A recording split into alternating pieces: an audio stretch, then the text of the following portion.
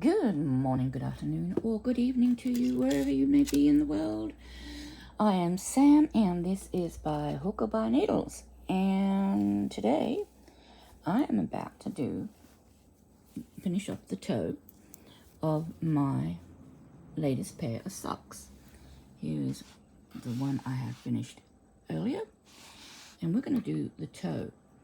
And we're going to do something called the Kitchener stitch, which I hate doing, I've got to tell you. I do. This is one of the reasons why I've always done toe-up socks.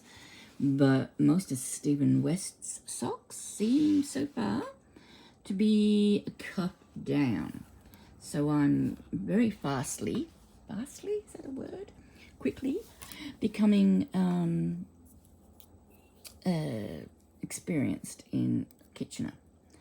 So with Kitchener stitch, what the idea is you are joining the stitches, you're closing up the stitches, or like casting them off in a sense, in such a way that you will get an appearance of them not having a join. Okay, you can probably see that there is a bit of a join there, but it's not very obvious. You can see that the V stitch sort of goes over and down, but they are joined across the bottom at the toe. So that's the whole point and idea of the Kitchener stitch. It is a, what would I say? For me, because I am not very experienced with it, it is definitely something that I would complete in one sitting. I would not start this and finish later, if you know what I mean, because I would just simply lose where I'm at to. And because I have to say ritually in my head what I'm doing. Now, normally your working yarn is coming off your back needle. Okay, I have actually just loosely tied the yarn in there, because I find that's one of my problems when I'm doing this. The yarn comes loose and I get distracted and I think, oh, what stage was I up to? But anyway, this is how it works. And you're basically saying to yourself, knit, off, purl, purl, off, knit. And I'll show you what that means. So we've got the first stitch. We come from the back. We don't start on the back. The yarn is coming from the back. We go to the first stitch on the first needle, and we insert it knitwise, and we pull it off the needle. So knit, that's why I tie it on, you see. Okay, let's go through knitwise, pick up all the strands. Oh, come on. Hang on, I just need to take this closer up so I can see what I'm doing. Okay, I'm going to put it back on the needle to show you again. Okay, so knit off, okay, pull it through, purl, you purl and the needle purlwise into the next stitch on the front needle. Then you purl, you go to the back needle, purl it off, pull through,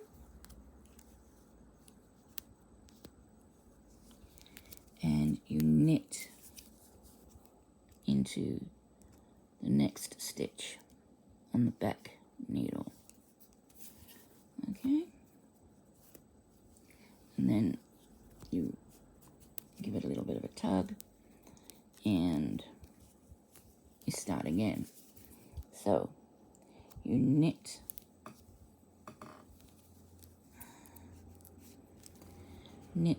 off,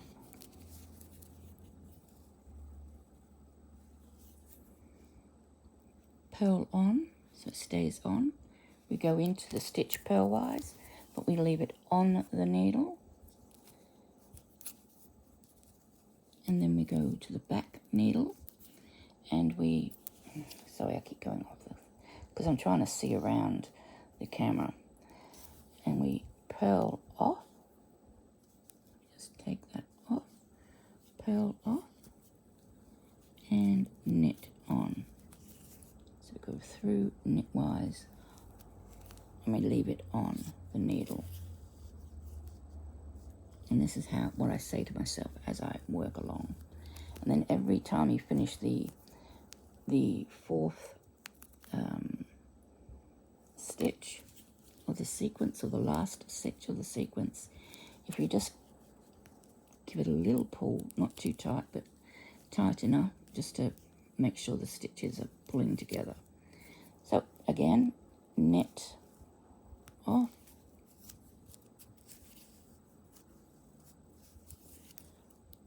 purl on,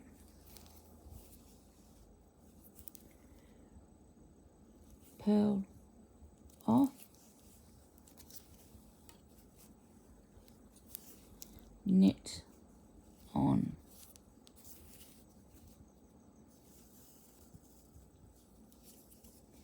knit off,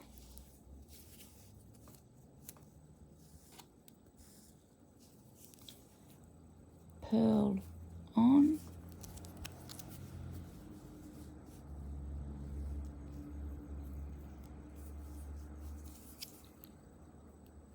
purl off,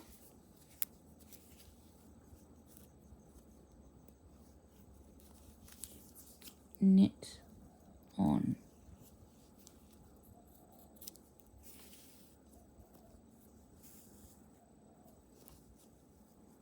Okay, you can see how it's joining, and it looks like it's been knitted over the end. So we knit off, whoops, see, and that's why I tie my thread on. Purl on, because my hands are not great and I keep dropping stuff. Purl back, get hold of the stitch, purl off, knit on,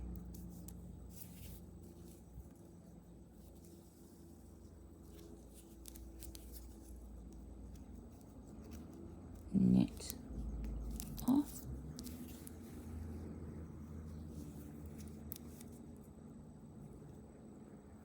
oops, get in there, purl on,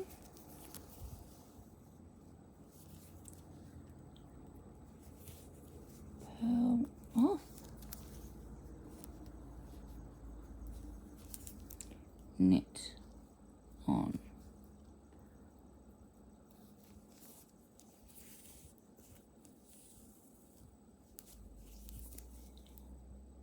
Oops, sorry, knit off, almost stuffed it up. Knit off. And it doesn't matter whether you thread the needle all the way through the stitch before you take it off, or whether you do it as I have been doing it, you take it off and then pull the thread through. It really doesn't make much difference at all. And knit that last one on, and we're down to the last two, and it's simply knit off,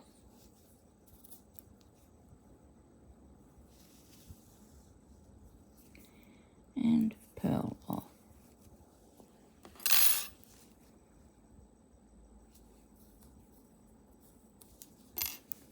And there you go. You can see now how it's supposed to look. It's joined, but it's a really invisible join. And you can sort of see how, I'll just grab one of these needles. can see how the V's just come over the top in a nice straight way to finish off the toe really nicely. And that is Kitchener stitch. Please rewind and play it as fast or as slow as you need to master it. It's great for finishing off socks or the tops of hats. You know, if you've got a straight edge on a hat, you know, it can be used for seaming even the shoulders on cardigans or jumpers or whatever you want to use it for. If you've got stitches on the needle, you can join them using Kitchener stitch. It gives it a bit more of a neater finish and just makes it look a little bit more professional. What I usually do now is I'll turn the sock inside out and I'll thread away this end. And this Kitchener isn't too bad in the sense that it doesn't leave like little what they call doggy ears. Sometimes when you do a Kitchener stitch, you get like, if you were to hold it up, you would get these bits sticking out. Whereas this is really quite sort of smooth. It's not, you've got no sort of ends or knots sort of sticking up out of it. So yeah, there's your Kitchener stitch. Okay, thanks for watching. Catch you later. Take care, everybody. Bye for now.